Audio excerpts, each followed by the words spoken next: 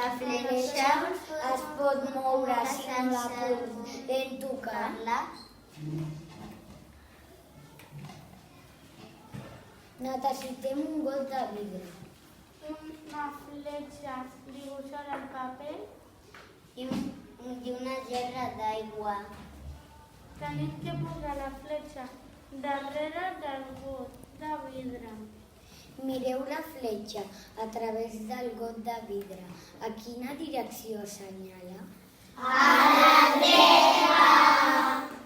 Ompliu el got d'aigua.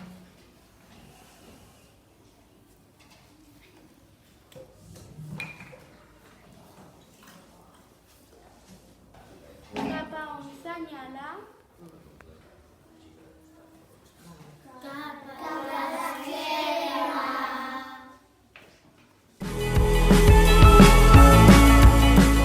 Això es passa perquè la llum, quan passa els capes transparents amb la llum, com el got i l'aigua, canvia la direcció.